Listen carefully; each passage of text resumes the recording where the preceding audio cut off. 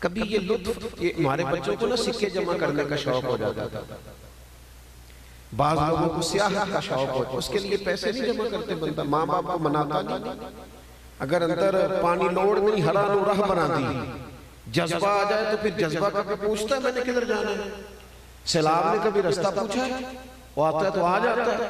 اگر شوق ہو نبی پاک کی حدیث یاد کرنے کا، اگر دل میں وہ ذوق ہو، میرے نبی پاک علیہ السلام نے فرمایا، دعا دی حضور نے فرمایا اللہ ان لوگوں کے چہروں کو چمکتا رکھنا، ان کے چہروں کو چمکتا رکھنا جو میری حدیثیں یاد کرتے ہیں پھر آگے سناتے ہیں۔ ایک بزرگ تھے حضرت شاہ بقی الدین ابن مخلد، کہتے میں اپنے استاد صاحب کے پاس پڑھتا تھا، یہ ہیں ہمارے صوفیاء، یہ ہیں جن لوگوں کے عرس منانے چاہیے۔ میں پڑھتا تھا تو میرے استاد صاحب مجھے کہنے لگے بیٹا تیرے اندر جذبہ زیادہ ہے اور یہاں میں تجھے اتنا وقت نہیں دے پاؤں گا، تو بغداد شریف امام احمد بن حنبل کے پاس چلا جائے۔ آج کل تو مدارس میں پڑھنے والے بچوں نے اپنے مدرسے کے علاوہ باقی مدرسوں کا زیادہ حساب رکھا ہوتا ہے، وہاں کیا چل رہا ہے، کیا ہو رہا ہے، کیا پڑھایا جا رہا ہے، پڑھنا نہیں نہ ہوتا، وقت ضائع کرتے۔ شاہ بقی الدین کہتے ہیں میں امیر گھر کا بچہ تھا لیکن شوق لگ گیا کس بات کا کہ حضور کی حدیث سیکھنے میں، میں نے اپنے نبی کی باتیں یاد کرنی ہیں۔ شاعروں کے شعر اتنے یاد کرتے ہو، اقوال اتنے یاد کرتے ہو، کہاوتیں اتنی یاد کرتے ہو، قرآن کی آیات کیوں نہیں یاد کرتے، نبی پاک علیہ السلام کی احادیث مبارکہ کو حفظ کیوں نہیں کرتے؟ فرماتے مجھے لو لگ گئی، اب میں بغداد کے رستے پہ چلا، دریا میں بیٹھا تھا، طوفان آ گیا، کشتی ٹوٹ گئی، ایک جزیرے پہ جا لگا میں بڑی مشکل سے، مہینہ بھر پتے کھائے، پر جذبہ یہ تھا واپس نہیں جانا، جانا ادھر ہی ہے جہاں سے مجھے حضور کی حدیثوں کا فیض ملے گا۔ فرماتے ہیں ایک مہینے کے بعد وہاں سے کوئی مسافر کشتی گزری، اس پہ بیٹھا، بغداد پہنچا، وہی پرانے کپڑے، پھٹا پھٹا لباس، مہینے بھر کی تکلیف۔ اب جب بغداد شریف پہنچا تو پتہ چلا کہ امام احمد بن حنبل کا تو مدرسہ ہی بند ہو گیا، بادشاہ ناراض ہو گیا، مدرسہ بند کر دیا، امام صاحب تو قید میں ہیں، ان کے گھر کو جیل بنا دیا گیا، وہ نظر بند ہے۔ جذبہ تھا حضور کی حدیث سیکھنے کا، اے کاش یہ جذبہ کبھی لگ جائے، میری ملت کا جوان کہے نہیں رات کو ایک حدیث یاد کر، نہیں میں نے ایک روایت ضرور اپنے سینے میں محفوظ کرنی ہے، میں اپنے سینے کو بھروں گا کتاب و سنت سے۔ فرماتے ہیں کہ پورے شہر کے اندر فوج گھومتی ہے، پولیس کھڑی ہے، کوئی مجھے امام احمد بن حنبل کے گھر کا پتہ بھی نہیں بتاتا۔ فرماتے ہیں ایک شخص کی میں نے منت کی، میں نے کہا میرا چہرہ دیکھ میں کتنی دور سے آیا، کوئی مہربانی کر، میں دنیا کے مال کا سوالی نہیں، حضور کی حدیث کی خیرات چاہتا ہوں۔ امام صاحب کا گھر بتا دے، وہ کہنے لگا بڑا سخت پیرا ہے، میں انگلی کا اشارہ نہیں کر سکتا، میں نے کہا چل آنکھ کا ہی کر دے، کہتے ہیں وہ مجھے ان کی گلی میں لے گیا اور آنکھ کے اشارے سے کہنے لگا وہ گھر ہے، آنکھ کے اشارے سے۔ آپ فرماتے ہیں کہ میں اس گھر گیا، اس گھر کو میں دیکھ آیا، اب میں نے سوچا میں نے امام صاحب تک پہنچنا کیسے ہے، چونکہ باہر تو پولیس کھڑی ہے، یہ شوق اگر کبھی لگ جائے تو پھر صحیح حدیث میں ہمیں ملتا ہے کہ ایک صحابی کو پتہ چلا تھا یا تابعی تھے انہیں پتہ چلا تھا کہ نبی پاک کی ایک حدیث ہے، پر بندہ دمشق میں ہے، تو وہ مدینے سے گھوڑے پہ بیٹھ کے صرف حضور کی ایک حدیث سیکھنے آ گئے۔ یہاں تو ہر جمعے مفت سنائی جاتی ہے نا، اور خطیب صاحب کہتے ہیں بڑا ٹائم پہ آ جایا کرو، لیکن وقت نہیں، گنجائش نہیں۔ دوستو یہ ذوق علمی بالخصوص ملت کے جوانوں میں پیدا ہونا بڑا ضروری ہے۔ حضرت شاہ بقی الدین کہتے ہیں میں نے سوچا اب کیسے جاؤں امام صاحب کے گھر قربان جاؤں، کہتے ہیں پہلے سوچا سبزی والا بن جاتا ہوں، پھل بیچتا ہوں، چلو میں آواز دوں گا شاید امام صاحب سبزی خریدنے باہر آئے، تو پھر میں نے سوچا سبزی خریدنے کوئی آتا ہے کوئی نہیں بھی تو آتا نا، میں امیر باپ کا بیٹا، پھر میں نے سوچا کہ میں نے صفائی والا بن جاتا ہوں، شاید وہ باہر آئیں، پھر سوچا صفائی والے کو دیکھنے بھی سارے نہیں آتے، آخر کیسے پہنچوں حضور کی حدیث سیکھنے کے لیے؟ کہتے میں نے طے کیا میں نے نہ سر سے ٹوپی اتار لی، کپڑے پھاڑ لیے، گلے میں نے مانگنے والا کاسا ڈال دیا۔ تینوں لب دیاں سی آپ گواچے، سانو اپنی خبر نہ کوئی، ساتھوں پارے نکک گلیاں دے، سانو آخ دے لوگ شدائی، اسا ننگ نموس دا ساڑ کے چولا، گل پہنے تاج گدائی، او سجنہ اپنا آپ گوایا ہے تاں یار نے چاہتی پائی۔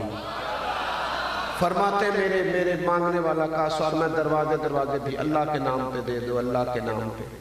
کہتے امام احمد بن حنبل کا دروازہ آیا اور میں نے رو کے صدا کی، اندر جذبہ تھا نا، اندر جذبہ تھا، رو کے صدا کی، میں نے کہا کچھ لینے آیا ہوں، یوں دروازہ کھلا، اور جب امام صاحب نے 1 دینار دینے کے لیے میرے پیالے پہ کاسے پہ ہاتھ بڑھایا تو میں نے ہاتھ چوم لیا، میں نے کہا قربان جاؤں، میں 1 دینار کے لیے نہیں آیا، رسول اللہ کی حدیث سننے کے لیے آیا ہوں۔ کہتے ہیں امام صاحب نے نا یوں اٹھا کے نظر دیکھی، اس طرح بھی کوئی لیتا ہے؟ آپ یقین کریں کچھ لوگوں کو لینا بھی آتا ہے، کچھ لوگوں میں جذبہ ایسا ہوتا ہے کہ وہ لے لیتے ہیں، کچھ نہ ارادہ کرتے ہی رہ جاتے ہیں، پروگرام بناتے ہی رہ جاتے ہیں، کچھ لے جاتے ہیں، کچھ اور چکر میں پڑے رہتے ہیں اور کچھ حاصل کر جاتے ہیں۔ حضرت امام صاحب رحمت اللہ علیہ نے چہرہ دیکھا، فرمایا ہاں حضور میں بڑی دور سے آیا ہوں، بڑی دیر سے پہنچا ہوں، گو سنا تھا کہ آستانہ یار دور ہے، پر ہم نے بھی ٹھان لی تھی کہ جانا ضرور ہے۔ کہتے ہیں حضور مہربانی ہو جائے، کہتے ہیں میں روز فقیر بن کے جاتا، امام صاحب 3 حدیثیں سناتے ہیں، میں ساری، او دوستو، او ادھر آؤ یار، تم کہتے ہو فلاں انگریز کا اسکول کی دیوار پر فلاں دانشور کی بات لکھ دیں، کائنات کی حکمتیں ساری میرے رسول پاک کی قدموں کی دھول پہ قربان۔ آؤ نبی پاک کی حدیث سیکھو، قرآن مجید کی آیات سیکھو، کتاب و سنت کے علوم لو، ایک ایک کر کے اپنا دین سیکھنا شروع کرو اور ان پر ذوق پیدا کرو۔ تھوڑی فیس بک تھوڑی چلا لو، تھوڑے دن گپ شپ کم کر لو، سیاحتیں چھوڑ لو، یہ کتاب و سنت ہے، اس کے قریب آؤ، یہ پڑھتے پڑھتے سینہ روشن ہو جاتا ہے، اسے لیتے لیتے ہی حالات بدلنے لگتے ہیں۔ کہتے ہیں میں کتنا عرصہ فقیر بن کے جاتا رہا، پھر حالات بدل گئے، حالات بدل جایا کرتے ہیں، حالات بدل جایا کرتے ہیں، حالات کے سہمے ہوئے لوگوں کو بتا دو، حالات بدل جاتے ہیں، ایک جیسے نہیں رہتے۔ فرماتے میں امام صاحب حالات بدل گئے، امام صاحب کا مدرسہ کھل گیا، بلکہ جو نیا بادشاہ آیا اس نے بڑا بنا کے دیا۔ اب جب امام صاحب بیٹھ گئے مسند پہ تو ہم نے بھی کپڑے بدل لیے۔ فرماتے جب پہلے دن میں مدرسے میں گیا تو باقی شاگرد بیٹھے تھے، مجھے دیکھ کے امام صاحب اٹھ کے کھڑے ہو گئے، فرمانے لگے بڑی دنیا نے پڑھا ہے پر جو تو نے پڑھا ہے، ایک تو اپنے اندر وہ ذوق علم کا، اور دوسری بات مومن کہتے ہی باعمل کو ہے، گورکھ دھندا نہ کرو، لفظوں کا ہیر پھیر نہ کرو، ہر بندہ سیانا ہے، ہر بندے کو پتہ ہے، عمل کون کرے گا؟ ہم اگر کبھی کو بات سنتے سیکھتے ہیں تو وہ صرف اس لیے کہ 2 بندے ملیں گے تو انہیں سنا دوں گا، دوسروں کو نصیحت کروں گا۔ میرے نبی پاک علیہ السلام کا سارا دین عمل کے لیے آیا، عمل کے لیے۔ جب تک انسان عمل نہیں کرتا وہ 2 کشتیوں کا مسافر ہے، جب تک وہ نرا عالم ہوتا ہے اور عامل نہیں ہوتا اتنی دیر تک وہ اپنے ضمیر کا قیدی ہوتا ہے۔ اور بیٹا بیٹھ جاؤ، اور میں پیسے لینے آئے ہوں، اللہ آپ کو خوش رکھے، تشریف رکھے، مہربانی کرے، کچھ تقریرہ مفت بھی سن کے دیکھا کرو کہ نہیں ہوگی، اللہ آپ کو سنا۔ آپ جو اتنے سارے لوگ آئے ہیں تو اگر میرے دل میں پھر بھی یہی خیال ہو، اتنی محبت، اتنا پیار، میں بتا نہیں سکتا صبح سے مجھے ان علاقوں سے فون کتنے گئے ہیں کہ یہ صرف ملنا ہی ہے، تو جس سے اتنا پیار کیا جائے وہ پھر 20-40 ہزار کا لالچ پیدا کرے تو اس سے زیادہ کمینہ بھی کوئی نہیں۔ جس سے اتنا پیار کیا جائے لوگ راہیں بچھائیں، سانو تخت ہزارے ریلوڑ کی، نالے کی لگے شہر بمبول دے نال اسی اپنی بال کے سیکھنے ہیں، سانو کی لگے کسے اور دے نال، اور کرو مدح اہل دول رضا، پڑے اس بلا میں میری بلا، میں گدا ہوں اپنے کریم کا، میرا دین پارا اعلان نہیں۔ آپ توجہ کریں گے اور میری بات کو سمجھیں گے، دین عمل کے لیے، عمل کے لیے، دین کردار بدل دیتا ہے۔ سوچ بدل دیتا ہے. رب فرماتا ہے وَعِبَادُ الرَّحْمَنِ الَّذِينَ يَمْشُونَ عَلَى الْأَرْضِ هَوْنًا. رحمان کے بندے زمین پر عاجزی سے چلتے ہیں. ان کے مزاج بدل جاتے ہیں, ان کے تیور بدل جاتے ہیں, ان کے لہجوں میں حسن آ جاتا ہے, تواضع آ جاتا ہے. ان کی زندگیاں پہ الجھاؤ والی نہیں رہتی. وہ سارا دن سیاسی پیچ و تاب کا شکار نہیں ہوتے. وَإِذَا خَاطَبَهُمُ الْجَاهِلُونَ قَالُوا سَلَامًا. اگر کوئی جاہل الجھنے بھی لگے تو سلام کر کے گزر جاتے ہیں. ان کے لہجوں میں خوبصورتی ہوتی ہے, ان کے انداز بدل جاتے ہیں. وہ لوگ ایک اور رخ اختیار کر جاتے ہیں, زندگی عمل والی ہو جاتی ہے اپنے کردار میں. دیکھو آپ بڑی تعریفیں کریں جا کے اپنے پیر صاحب کی گالی, اپنے استاد صاحب کی, لیکن اگر آپ بیوی کو گالی دیں گے نا تو آپ سے کہے گی اے سکھایا تینے تیرے پیر صاحب نے. آپ جو جا کے کہیں اپنے کلیگ سے دفتر میں کہ میں فلاں محفل سے ہو کے آیا ہوں, لیکن 2 منٹ کے بعد وہ دیکھے کہ آپ تو کام چوری کر رہے ہیں, تو کہے گا ایسا کہا پھر آتی مولوی صاحب نے. عمل امام جعفر صادق رضی اللہ تعالیٰ عنہ سے ایک شخص نے کہا حضور میں دین کی تبلیغ کرنا چاہتا ہوں, کوئی نسخہ بتائیں. تو فرمانے لگے بڑا سادہ سا نسخہ ہے, تو دین پہ عمل کرنا شروع کر دے, دین کی تبلیغ ہونی شروع ہو جائے گی. دین تو عمل کے لیے ہے, کردار میں تبدیلی کے لیے. کہ میں نے آپ کو حدیث پڑھ کے سنائی نا, نبی پاک نے فرمایا تمہارے غلام تمہارے بھائی ہیں. آج جو بڑے انسانی حقوق کی بات کرتے ہیں نا, ان کے ملازموں سے پوچھ کے دیکھو حال کیا ہے. جس کا بچہ رات کو 4000 کا برگر پیزا کھاتا ہے, اس کا ملازم کبھی 5000 ایڈوانس مانگ لے تو وہ نصیحتیں کرتا ہے کہ اپنے خرچے کم کرو. بھائی تیرے تو کام ہوئے نہیں, یہ خرچے کم کرے. وہ ہمارے حکمران کہتے ہیں نا جب مہنگائی کرتے ہیں تو کہتے ہیں ہم ذرا مشکل فیصلہ کرنے لگے. آپ کے لیے تو نہیں نا مشکل, آپ کے لیے تھوڑی مشکل ہے, وہ تو مشکل ان غریبوں کے لیے ہے. پر شکوہ آپ سے بھی ہے. آپ نے بھی کبھی الیکشن کے موقع پر پوچھا نہیں کہ مجھے ہمیں بتاؤ پاکستان کا مطلب کیا. ان سے پوچھو نا کہ یہ بھی تم نے کبھی نعرہ لگایا ہے, اس کا بھی تمہیں پتا ہے. کبھی ان سے پوچھو, ان سے کہو تم تو الیکشن جہاں لڑتے ہو رہائش جا کے لاہور میں کرتے ہو. ان سے پوچھو الیکشن جہاں ہوتا ہے رہائش تمہاری اسلام آباد میں ہوتی, آؤ نا انہی سڑکوں پہ, کرو تم بھی انہی بسوں میں سفر, تو پتہ چلے کہ جب بچے کی فیس کا دن آتا ہے تو پھر ابا رات کو کرتا کیا ہے. انہیں کہو آؤ کسی سرکاری اسپتال کے باہر آ کے بیٹھو تھوڑی دیر اور پوچھو حالات کیا ہے. آؤ کسی پرائیویٹ ہاسپٹل میں جہاں میت لینے سے پہلے بھی وہ کہتے ہیں کہ اللہ ماشاءاللہ سب کی بات نہیں کرتا, کہتے ہیں پہلے بل جمع کرا دو, اس کے بعد تمہیں فارغ کر دیا جائے. تمہیں کیا خبر ہو, محلوں میں پلنے والے کو خبر رکھ سکتے ہیں. میں آپ سے عرض کروں گا کہ کچھ تھوڑی سی ہمیں خود بھی اپنی شعوری بلندی, اخلاقی طور پر جو قوم مضبوط ہو جاتی ہے نا وہ معاشی طور پر بھی ہو جاتی ہے. لیکن اگر ریڑھی والا بھی بددیانتی کرے اور مزدور بھی سگریٹ پیتے 20 منٹ لگا دے اور چائے پینے جائے چائے کے اوپر یہ 1 گھنٹہ لگائے تو پھر وہ قومیں آگے نہیں بڑھ سکتی. میرے عزیز, دین عمل کے لیے آیا ہے, عمل کے لیے. تقریریں ہوتی ہیں حضرت صاحب آؤ جی خطاب کرو, تو میں تو اب ویسے بھی 25-30 منٹ تقریر کرنے والا مولوی ہوں, تو میں دوستوں سے اکثر یہ پوچھتا ہوں, میں کہتا ہوں تقریریں کس لیے ہوتی ہیں ویسے؟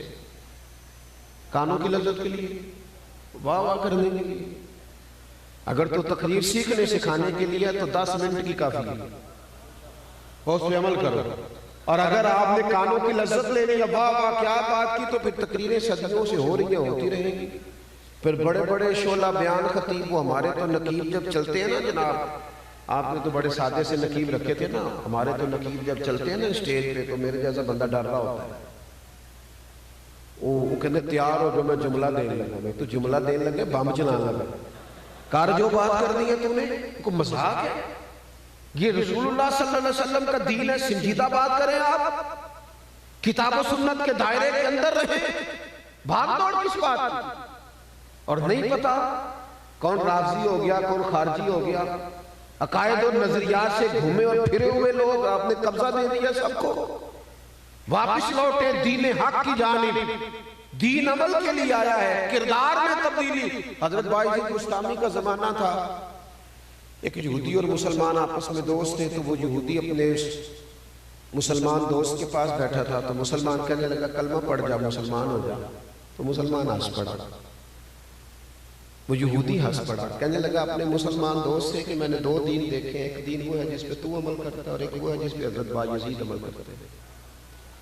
کہنے لگا اگر دین وہ ہے نا جس پہ تو عمل کرتا ہے تو پھر تو کلمے کا ہی فرق ہے، ورنہ معاذ اللہ تو میرے ساتھ شراب خانے بھی چلا جاتا ہے، تو وہ سارے کام کرتا ہے جو میں کرتا ہوں، تو فرق کیا ہے؟ اور اگر دین وہ ہے جس پہ یہ بزرگ عمل کرتے ہیں اللہ کے نیک بندے صالحین، تو پھر ان سے کہے مجھے دعوت دے، میں دین کے بارے میں سوچنے کو تیار ہوں۔ جب تک ہم اپنے کردار میں نے حدیث پاک پڑھی نا کہ نبی پاک نے فرمایا تمہارے غلام تمہارے بھائی ہیں، صحابہ نے جب یہ حضور سے حکم سنا تھا تو انہوں نے سچ مچ اپنے غلاموں کو بھائی بنایا تھا۔ حضرت ابو ذر غفاری جس طرح کے کپڑے خود پہنتے تھے ان کا غلام بھی اسی طرح کے پہنتا تھا۔ لوگ پوچھتے تھے ابو ذر یہ کیا ہوا؟ کہنے لگے یہ وہ تبدیلی ہے جو مدینے والے رسول نے قائم کی۔ یہ جب تک ہم دوسروں کے بچوں کے بارے میں بھی وہی ذہن نہیں بناتے جو اپنے بچے کے بارے میں۔ میرے حضرت صاحب فرمایا کرتے تھے مدرسہ اس طرح کا بنانا جس میں تمہارا بچہ بھی پڑھ سکے۔ آج کل لوگ بات سناتے ہیں نا جی، تقویٰ سنا رہے ہوتے ہیں بعض محتمے میں، اللہ ماشاءاللہ ہم نے کبھی مدرسے کی روٹی نہیں کھائی، تو میں کہتا ہوں آپ تقویٰ بدلنے آپ وہی کھایا کریں جو مدرسے میں پکتی ہے، آپ کو پتہ چلے بیچارے بچے کیا کھاتے ہیں، آپ کو سمجھ آئے۔ آپ کے ہاں تو انواع و اقسام کے لنگر ہیں، روز جلسے ہیں، محافل ہیں، لیکن وہ جو دین کے نام پہ آیا اس کا جو حشر کیا جا رہا ہے وہ اس کا جواب دینے اللہ کی بارگاہ میں قیامت کے دن۔ ہم جو اپنے بچوں کے بارے میں سوچتے ہیں وہ پڑوسی کے بچے کے بارے میں کیوں نہیں سوچتے؟ اپنے دیگر اعزا و اقربا کے بچوں کے بارے میں کیوں نہیں سوچتے؟ اپنے ملازمین کے بچوں کے بارے میں کیوں نہیں سوچتے؟ اسلام کردار و عمل میں تبدیلی کی بات کرتا ہے، فکری انقلاب برپا کرتا ہے، سوچوں کو بدل دیتا ہے، نظریاتی مسلمان بناتا ہے، نظریاتی۔ نعروں کی حد تک اور گفتگو کی حد تک کوئی شخص چمکے تو وہ تو ساری دنیا چمک رہی ہے۔ حضرت مولا علی شیر خدا کرم اللہ تعالی وجہ الکریم اپنے غلام کو لے گئے بازار، کہنے لگے چل کپڑے خریدنے جانا ہے۔ غلام کو یہاں تو ڈرائیور جو ہوتا ہے نا اس کو لوگ کھانے میں ساتھ نہیں بٹھاتے، تو ڈرائیور دی روٹی اٹھے کھا گئے، حالانکہ صاحب گاڑی میں سو رہے تھے، ڈرائیور ہی ہے جو خیریت سے لے آیا ہے، لیکن وہ کہہ رہے ہیں کہ اس کی کھانا ادھر بھیج دو، وہ ہمارے ساتھ نہیں بیٹھ سکتا۔ حضرت مولا علی شیر خدا اپنے غلام سے فرمانے لگے چل بازار چلے۔ بازار گئے، دونوں کپڑے خریدے، ایک جوڑا مہنگا تھا ایک سستا تھا۔ غلام کہتا ہے میں سمجھ گیا مہنگا جوڑا آقا کا ہے، سستا غلام کا ہے۔ ایک ہی تھیلے میں 2 جوڑے تھے۔ پھر وہ چوک آ گیا جہاں سے مجھے اپنے گھر جانا تھا، حضرت علی کو اپنے کاشانہ نور میں جانا تھا۔ فرماتے مولا علی شیر خدا کرم اللہ تعالی وجہ الکریم مجھ سے کہنے لگے، اپنے غلام سے کہنے لگے لا بیٹا وہ میرے والا جوڑا مجھے دے دے، میرے والا سوٹ دے دے۔ کہتے ہیں میں نے مہنگا نکال کے بڑھایا تو فرمانے لگے یہ نہیں میرا، یہ انقلاب ہے جو نبی پاک نے برپا کیا۔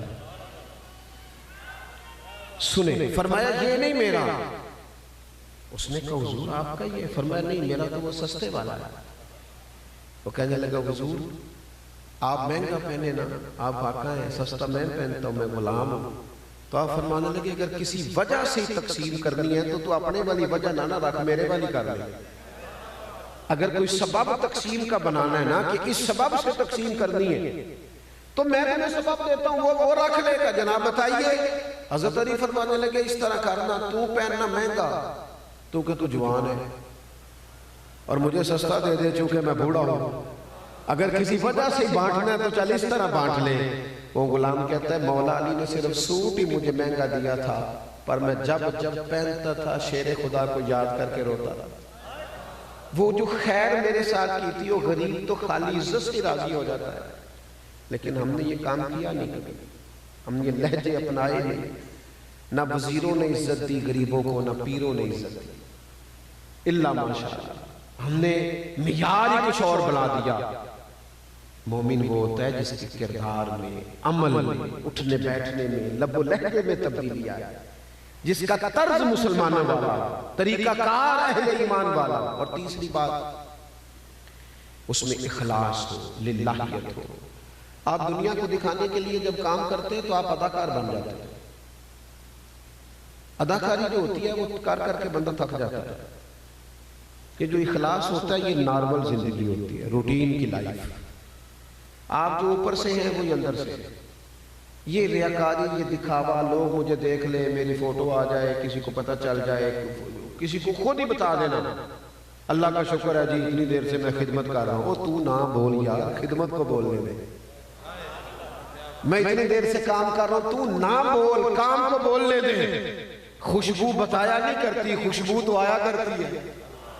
تو بول رہا ہے، اس کا مطلب ہے تجھے ضرورت پڑی ہے بولنے کی۔ اخلاص، للہیت۔ شوہر خرچہ پورا نہ دے تو بیوی گزارا کر لیتی، سادے کپڑوں میں رہ لیتی، تلخی بھی سہ لیتی۔ لیکن اگر اسے پتہ چل جائے نا میرے ساتھ مخلص نہیں، کہیں اور بھی نظر ہے، تو پھر گزارا۔ اس کا مطلب ہے اخلاص نہ ہو تو گھر نہیں چلتا ہو تو پورا دین کیسے چلے گا؟ ہمارے ہاں یہ نظام بن گیا کہ اخلاص ڈھونڈنا پڑتا ہے، مخلص ہو کر کام کرے، مخلص ہو کر۔ یہ ہمارے ملک میں سیلاب آیا، کوئی اتنا بڑا مسئلہ نہیں تھا اتنے سارے سرمایہ داروں کے لیے، بڑے بڑے وزیروں کے لیے، لیکن ہماری ترجیحات کچھ اور ہے۔ ہماری ترجیحات سیٹ ہے، ہماری ترجیح اپنا حلقہ ہے، ہماری ترجیح یہ ہے کہ لوگ مجھے کیسے اچھا جانیں۔ ہماری ترجیحات بدل گئی ہیں۔ جب اخلاص ہوتا ہے نا للہیت، اس میں درد ہوتا ہے، اس میں سکون ہوتا ہے۔ جب آپ مخلص ہو جاتے ہیں تو خدمت کرنے میں مزہ آتا ہے، اللہ کے بندوں کا پیار خود بخود آ جاتا ہے۔ غریب ڈھیر سارے اپنا مسئلہ اس لیے نہیں بتاتے کہ پتہ نہیں کچھ ملے گا کہ نہیں ملے گا، پر رسوائی ہو جائے۔ سگا بھائی مالدار ہے پر بھائی اس سے نہیں 4 پیسے ادھارے مانگتا، وہ 200 کلومیٹر دور دوست کو فون کرتا ہے، اسے پتہ ہے میرا بھائی پہلے تو بھابھی کو بتائے گا، پھر سارے علاقے کو بتائے گا، دینے ہیں پتہ نہیں دینے۔ وہ جو ہمارا دکھاوا ہے، جو آپ یقین کریں مسجد میں پیسے دے کے لوگ ٹائلوں پہ لکھوا لیتے برائے سالے ثواب۔ فرشتے بھول گئے تھے کیا؟ کسی اور کے کھاتے میں لکھا جانے لگا تھا۔ کب تک دکھا دکھا کے، اور میں نے دیکھا ہے بہت سارے لوگ بیچارے بول بول کے تھک جاتے ہیں کہ میں بڑا اچھا آدمی، خود ہی بتاتے رہتے ہیں کہ تو گورکھ دھندا ہے، کہاں الٹ؟ مخلص ڈیوٹی، ذمہ داری والی، احساس والی۔ نبی پاک علیہ السلام نے فرمایا تم مخلص ہو جاؤ، تمہارا تھوڑا عمل بھی تمہیں کفایت کر جائے۔ اپنی زندگی میں کبھی ریاکار نہ بنے، یہ میری بات یاد رکھ لینا، کبھی نہ بھولنا، مخلص فی الدین ہو جاؤ۔ ماں باپ سے لے کر بچوں تک، دوستوں سے لے کر پڑوسیوں تک مخلص ہو جائے، کبھی بھی دکھاوا نہ کرے۔ حضرت امام ابو نعیم رحمۃ اللہ علیہ نے لکھا ہے کہ 100 گھر تھا مدینہ شریف میں، جہاں 3 وقت کھانا بھی پہنچتا تھا، جہاں بچے بیمار ہوتے تھے تو دوائی بھی پہنچتی تھی، جہاں ہر چیز، ہر آسانی، ہر سہولت پہنچتی تھی۔ 100 گھر، لیکن پتہ کوئی نہیں تھا کون دے جاتا ہے۔ دروازے پہ کچھ چھوڑ جاتا، اگر اسے کہتے نا اپنا نام بتاؤ تو وہ ناراض ہو جاتا۔ چہرے پہ پردہ، نقاب، 100 گھر پورا، تھوڑی سی آبادی ہوتی تھی، 100 گھروں میں کھانا پہنچتا تھا۔ فرماتے پھر ایک دن ایسا ہوا کہ وہ کھانا سب کے ہاں آنا بند ہو گیا۔ لوگ پریشان ہوئے تھے، ایک دوسرے سے پوچھنے لگے تیرے گھر بھی نہیں آتا، تیرے گھر بھی نہیں آتا، تیرے گھر بھی نہیں آتا، پتہ کرو تیرے گھر کب سے نہیں آیا؟ کہا 18 محرم سے۔ وہ 18 محرم سے تو ہمارے گھر بھی نہیں آیا، فلاں گھر بھی نہیں۔ پتہ چلا کہ 18 محرم سے نہیں آ رہا۔ وہ پتہ چلو، پتہ کرو 18 محرم کو کیا ہوا ہے؟ تو پھر سب کی آنکھیں بھیگ گئیں، اوہو 18 محرم کو تو امام زین العابدین کا وصال ہوا۔ 100 گھروں میں کھانا پہنچاتے تھے، خرچہ دیتے تھے، کسی کو پتہ کوئی نہیں تھا کون دے جاتا ہے۔ اکھاں جدو میٹیاں زمانہ مینوں روے گا، اپنا تے اپنا بیگانہ بھی مینوں روے گا۔ جدو نہ میں دسیا میں خاراں نوں میں خانے وچ ویکھیا جے جان ٹوٹ جان گے تے میخانہ مینو روے گا، کئی بک بک رون گے تے کئی لک لک رون گے، گلیاں دا ایانا تے سیانا مینو روے گا۔ جن لوگوں نے خدمات کی نا، جنہوں نے کچھ کارہائے نمایاں کیے، ان لوگوں نے اخلاص سے کی، اللہ کی رضا کے لیے کی، انہوں نے کسی جگہ نام و نمود کو آنے نہیں دیا، اپنی زندگی میں مخلص ہو، ایک اینٹ لگائیں کسی مسجد میں، پر ہمیں پتہ ہو یا اللہ رسول کو پتہ ہو، کسی ایک غریب کا خرچ اٹھا لیں، پر ہمیں پتہ ہو یا رب رسول کو پتہ ہو، ایک نیکی کریں۔ دیکھو جس کے گھر میں 20 تولے سونا پڑا ہو، وہ کبھی گلی میں نہیں لے کے آیا، وہ کہتا ہے یہ قیمتی ہے، اسے گلی میں نہیں لے کے جانا۔ جس کے گھر میں 50 لاکھ کیش ہو، وہ کبھی گلی میں نہیں، کیونکہ قیمتی چیزیں دکھائی نہیں جاتی، چھپائی جاتی۔ اگر اپنی نیکیوں کو قیمتی سمجھتے ہو تو انہیں دکھانا چھوڑ دو، چھپانا شروع کر دو، تاکہ وہ قیمتی ہو جائیں، قیمتی اپنی زندگی میں وہ خوبصورتی لائیں، وہ للہیت لائیں۔ آخری بات آپ سے یہ کرنی ہے کہ اللہ کریم نے جو آیات میں نے تلاوت کی، اس میں فرمایا کہ وَالَّذِينَ يَبِيتُونَ لِرَبِّهِمْ سُجَّدًا وَقِيَامًا، فرمایا اللہ کے بندوں کی شان یہ ہے کہ وہ رات سجدے میں گزار دیتے ہیں اور قیام میں گزار دیتے ہیں۔ مسلمان کی طاقت مسلح ہے، مسلمان کی طاقت دعا ہے۔ ہم مجلسوں کے قائل ہیں، محافل کے قائل ہیں، جلوتوں کے قائل ہیں، ہمارے موبائل آباد ہیں، ہمارے ہاں گھر آباد ہیں، دفاتر آباد ہے، ہمارے مسلح نہیں آباد۔ کچھ وقت جب نکال کے اللہ اللہ کرو گے نا، اس طرح جسم بھوکا ہو تو روٹی نہیں مانگتا، اس طرح ہماری روح اللہ کی یاد مانگتی، ہمارے دل طلب کرتے ہیں کہ نبی پاک پر درود و سلام پڑھا جائے، ہمارے باطن سے آوازیں اٹھتی ہیں، کیونکہ روح یہاں کی باسی نہیں۔ مصلی پہ جو لوگ دیر تک بیٹھتے ہیں نا، وہ طاقتور ہو جاتے ہیں۔ اگرچہ اسلام رہبانیت کا قائل نہیں، کٹ کے نہیں، صرف پکا نہیں بیٹھ جانا، لیکن کچھ ٹائم رات کو رسول کریم کا طریقہ تھا۔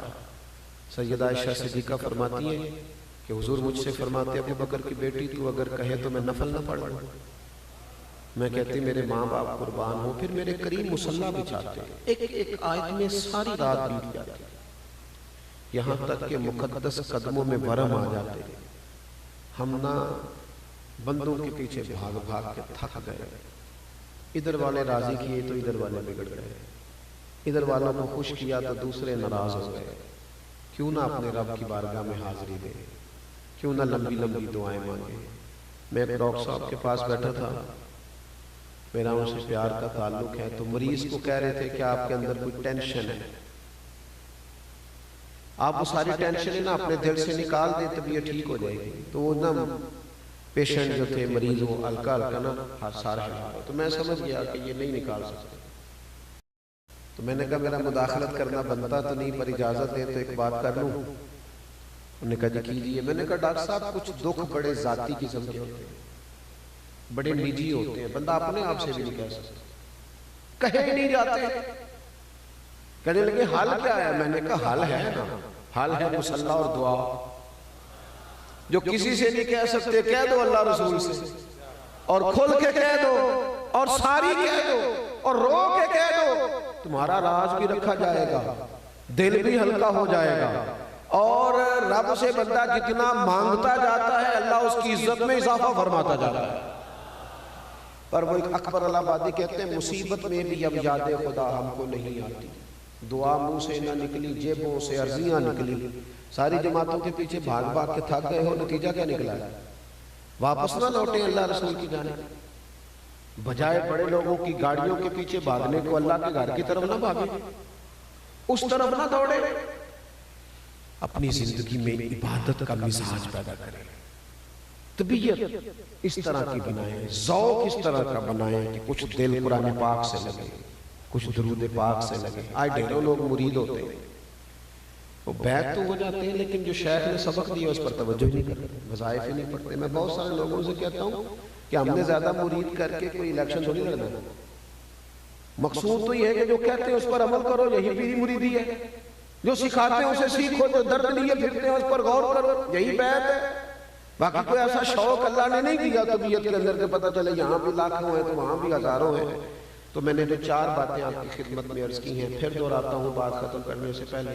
ایک تو مزاج علم کا بنانا، تھوڑا بہت سیکھتے رہے. کوشش کریں ایک آیت روز سیکھی جائے، ایک حدیث پاک روز ہماری سمجھ میں آئے. دوسری گزارش ہے جو سیکھے نا اس پر عمل کریں. بغیر عمل کے نا مطلب وہ بہترین پڑھنے لکھنے کے بعد بھی پریکٹیکل کرنا پڑتا ہے. کہتے ہیں آج کل پریکٹس کہاں کر رہے ہیں؟ جب تک پریکٹیکل نہیں نہ ہوتا اتنی دیر تک تھیوری کی سمجھ ہے. پہلے عمل کریں. تیسری بات یہ اس میں اخلاص پیدا کرو، للہیت پیدا کرو.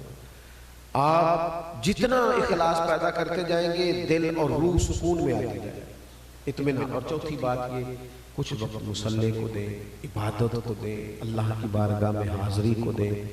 آخری گزارش یہ ہے حالات بڑے سخت ہیں اس وقت، مہنگائی بہت زیادہ عروج پکڑ گئی ہے.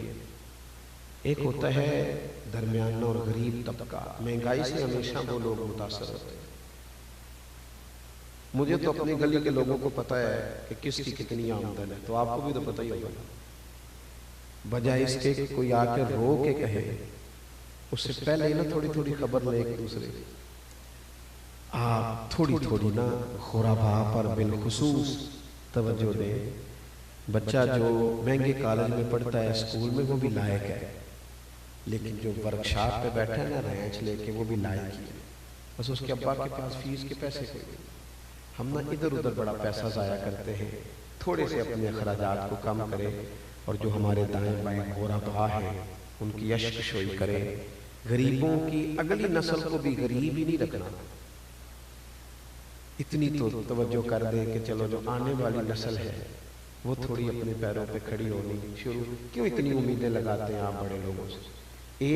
ایک شخص کا اگر بوجھ اٹھانا شروع کریں گے تو بڑی آسانی ہو جائے، بڑی آسان. آج یہاں کسی مسجد مدرسے کے چندے کا اعلان نہیں ہونے لگا. آپ سے صرف ایک اعلان ہے کہ اپنی گلی میں، اپنے علاقے میں، اپنے رشتہ داروں میں، بالخصوص اپنے بہن بھائیوں میں، اپنے سسرالی رشتوں میں آپ غور کریں. جہاں جس کو حاجت ہے اس کے کام آنا شروع ہو جائیں. ایک جملے میں میرے رسول نے کائنات کی ساری حقیقت سمو کے رکھ دی. حضور فرمانے لگے تو اللہ کے بندوں پہ رحم کر، اللہ تیرے اوپر رحمت فرمائے گا.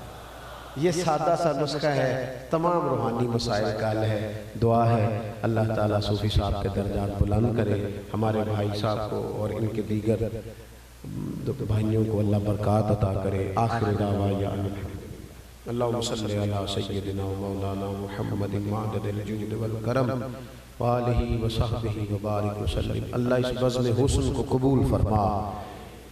ہزاروں کی تعداد میں جو احباب یہاں آئے، جو پریشان ہے اس کی پریشانی دور کر دے، جو بیمار ہے اسے شفا دے دے، جو تنگ دست ہے اس کے رزق میں وسعت کر دے، جو بیچارہ بے آسرا ہے اس کی مدد فرما دے. اللہ جو بے اولاد ہے صاحب اولاد کر دے. اے مالک کریم جو کسی بھی قسم کی ذہنی پریشانی کا شکار ہے اس کے لیے آسانی فرما دے. کائنات کے مالک امت کی خیر فرما. آج 5 فروری کا دن گزرا ہے، اہل کشمیر پر اپنی رحمت فرما. اے اللہ شام، یمن، مصر، برما، فلسطین، جہاں جہاں مسلمان پریشان ہیں تو سب کی مدد فرما. میرے وطن عزیز پاکستان کی خیر فرما. اس کی سرحدوں کی حفاظت فرما، اس کے غریبوں کی حفاظت فرما، نونہالوں کی حفاظت فرما. بیماروں کو شفا دے دے، مقروضوں کو قرض سے رہا کر دے. حضرت صوفی صاحب اس کی قبر پہ اپنی رحمتوں کا نزول فرما دے. ان کے حق میں کرم، فضل اور رحمت والے فیصلے فرما دے. اللہ ہمیں سجدوں کا ذوق عطا فرما، عبادتوں کا شوق عطا فرما، تلاوتوں کی لذت عطا فرما. اپنی یاد نصیب فرما، اپنا فضل عطا فرما، اپنی رحمت عطا فرما، اپنے حبیب پاک علیہ السلام کی غلامی عطا فرما. اے اللہ حضور کے غلاموں اور گداؤں میں ہمارا شمار فرما. دنیا اور آخرت میں ہماری پردہ پوشی فرمانا، ہماری پردہ پوشی فرمانا. ہمارے ایک عزیز بھائی بابر سلیم صاحب کا آج انتقال ہوا ہے، مرحوم کی قبر کو روشن فرما دے، ان کے لواحقین کو صبر دے دے. اے اللہ ہم سب کا خاتمہ ایمان پہ فرما. قیامت کی ذلت و رسوائی سے ہم سب کو محفوظ فرما۔ اللہم انا نسألک العفو والعافیۃ فی الدین والدنیا والآخرہ، رب اغفر وارحم وانت خیر الراحمین، وصلی اللہ تعالی علی حبیبہ سیدنا و مولانا محمد۔ السلام